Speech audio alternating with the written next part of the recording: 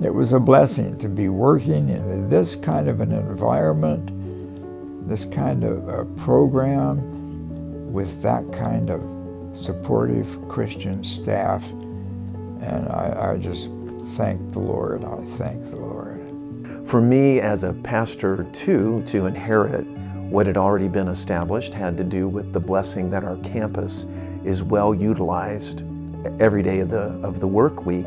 Our campus actually gets a Sabbath rest sometimes, but for the most part, Sunday through Friday, it's busy, it's well used, so I think well stewarded for kingdom purposes. And so it's been a great joy that our campus is overrun. Every kid is important. Every kid has special gifts.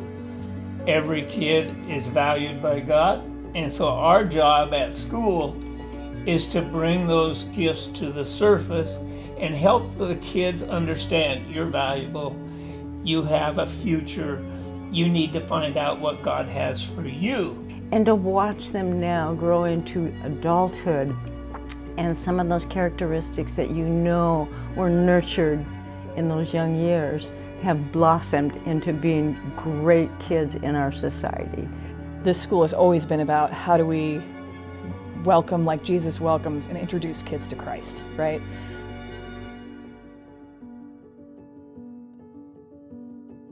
It's amazing. God has been so good. To me, it's a miracle. It really is a miracle. It's His doing from the very beginning. It wasn't a great idea that I had. It was something I was pushed into by the Lord. We had just finished building the educational wing on the church, so it was brand new. I was sitting in my office and a lady came running in almost hysterically, and I couldn't imagine what was going on. And she said, "The church has to do something about it." And I thought, what in the world is this? Well, what happened is that she had just come home from work. She had pulled in on Taylor Street. Car before her stopped very suddenly, and she almost rear-ended it because it was so unexpected there.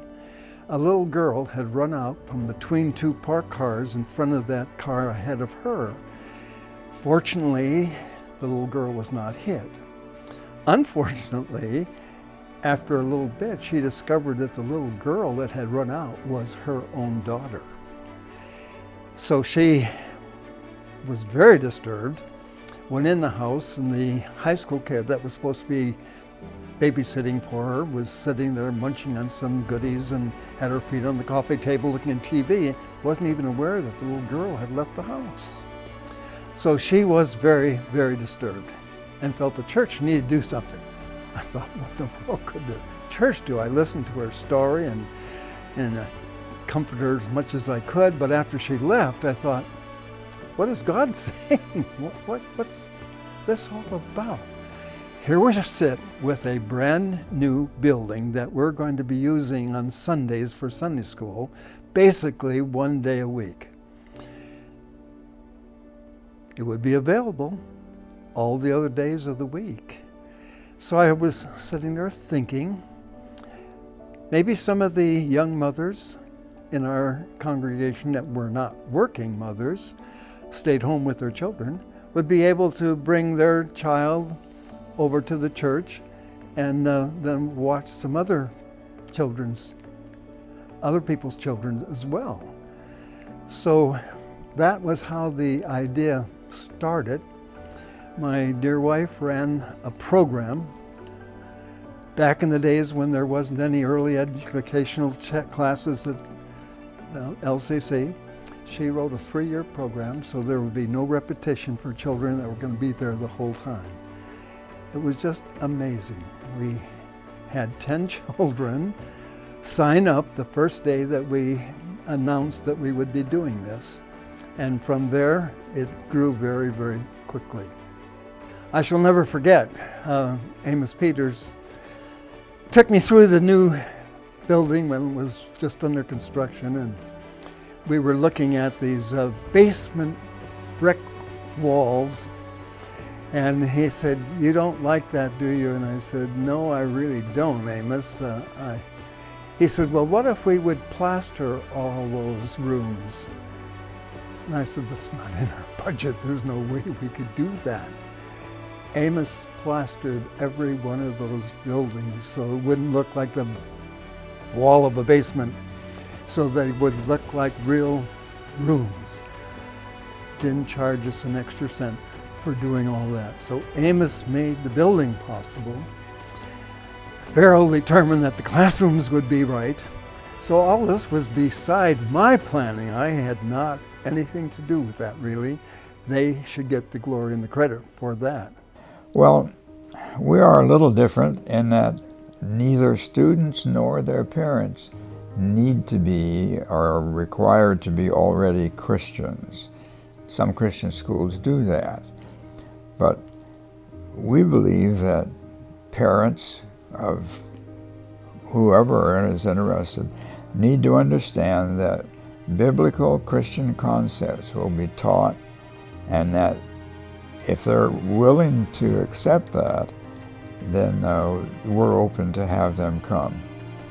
We believe that evangelizing is part of our role. So if they come, we'd like to see them accept Christ as well. Yeah, I think our main distinction among other Christian education paradigms is that it's not a covenantal school.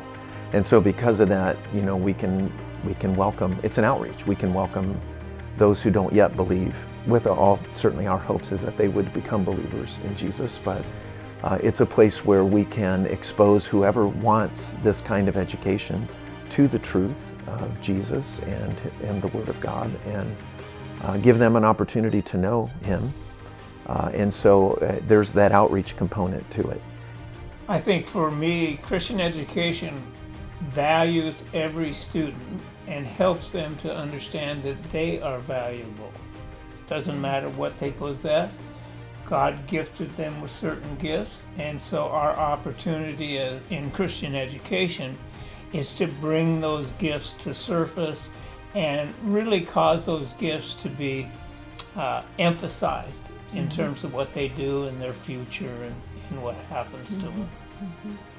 I agree with what Wayne says. I also believe that as we educate them in the love of Christ, that's something that will always stick in their heart and their memory. Even if they wander for a while, I believe that that's a doorway that can easily be reopened up, and as they grow older, that will surface to the top, and that they will become devoted followers of Christ. I think I love the opportunity that we have at this school. It's such a direct way to change lives and to, I love the phrase that a leader's job is to turn chaos into hope. And, you get 500 people in the same place, chaos is inevitable, right? But we do get to make all kinds of hope here for kids. And that is the great joy of my life, is seeing, I think, hearing Jim's story and Pam and Wayne and Dr. Jim, I don't think anybody woke up one day and said, I'm going to do this thing, right? But then we get invited into whatever God's doing, and it's sometimes a bigger adventure than anything we could have imagined, And over the last few years, I've gotten to take kids to Ukraine and South Korea and Northern Ireland and see themselves as part of a bigger story that God's telling in the world, and that the church is not just a building they go to on Sunday, but it's a thing they get to be a part of, and that their quest to be educated and to learn is not about just getting a diploma or getting a job. It's about becoming the person God created you to be. Well, the hardest part really has been dealing with upset parents who didn't like what the teacher did, or they're trying to balance the budget we're trying to balance our budget without increasing tuition more than we need to. But then there's always a family where they wanted to be here, but they couldn't afford it, and we at that point didn't have the resources to set that aside. So that's one of the difficult things. I would love every seat filled. So I pray regularly for school choice in Washington and Oregon. I pray for the prosperity of our people so that they could afford this. I think a lot of people want it, but we know the price tag is it's a tough barrier. And so just praying that everyone that would like to have an education like this could have it. Whether that comes because of, we've had, people that have donated scholarship money and grant money to help students in need,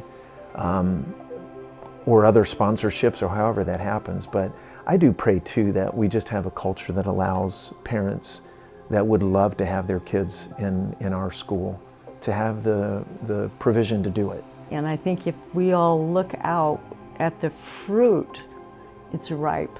Our kids have done a good job, and that's because our staff has done a good job, at raising them up. And the Lord has been graceful and poured out into people that are working with these kids, and it shows, I love it. I think it's one big family, and even when you graduate out as old people, I still feel like that's still my family. I feel like I'm the grandma. I can call myself the grandma of the school.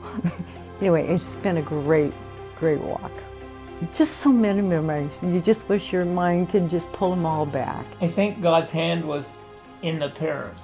The parents made it happen. So that transfer from Longview Christian School into the high school, middle school, really was due to the parents. And when the kids reached the 8th grade, it was the parents that said, no, we have to have Christian education for our 9th graders. And so that's when we made that transition, and that's actually when I came in. I think it was the parent support and the parents that made Three Rivers Christian successful. We want to practice and live in community and love each other, and that's sometimes easier said than done. I mean, that always presents a challenge, but I think that's what God called us to. And I think every student who comes here knows that they are known and they are loved. We once had a graduate say that everybody is somebody at Three Rivers Christian School. Remember, God is with you, and He wants you to do your best. He wants you to be a blessing to others, and open your heart and mind to be led by Him, and you'll do something wonderful. One of the ways we make disciples is by going to make disciples, and it causes such amazing growth. So it's been fun. Again, I'm on the sending side and the praying side. Haven't been with any of those teams personally, but I do know that that's huge in a person's growth. So I love seeing those kind of developments, that kind of growth, and of course seeing the Beacon Hill campus happen, which we pushed on that door so many times. We're so frustrated so many times, but it's turned into something that every time I'm here, I just think, God is amazing. And it has been a real blessing to bring sports up to a level where, oh, you really are a school. Oh, your sports really are important to you, kind of a scenario. And I think that really did help the school grow as well. And my prayer would be, as we look to the future, we've been gifted with new properties and new facilities, and that gift should enable us, empower us, encourage us to grow even more. Don't be satisfied with what we have. Let's cause Christian education to become the pinnacle of education in Longview, Kelso, Woodland, surrounding areas. So people they have no choice but to come here. Three Rivers really is important to us. I can't stay away very long. I have to come be nosy and see what's happening. Even the fire. But you know what it did? It did put Three Rivers in the know of people in the community. And people have a heart, and they're tender to some of that. And I'm thinking, Lord, use it for your glory. Let it be what it is, and if it means rising more people up to even come help, that's a foot in the door. What an awesome gift we have to speak into the life of children. Like, we need to stay that course and to keep doing it better, and to look for what do our families actually need, because that's something Dr. Jim said early on when the school started, was he was just addressing a need. There was a mother who didn't have a place for her kid to be. And like the church is always most effective when we address a need. And I think we have to keep looking for what's the need in our society. Our families are lonely, they're struggling. Our kids need quality education, they need hope, they need a future, they need to know what they're built for. And they need to know that there's a God that loves them and that He made a beautiful world for them. Well, I am just thrilled for what God has done. I think maybe the event that happened not too long ago that brought the greatest amount of joy was that we finally have a home.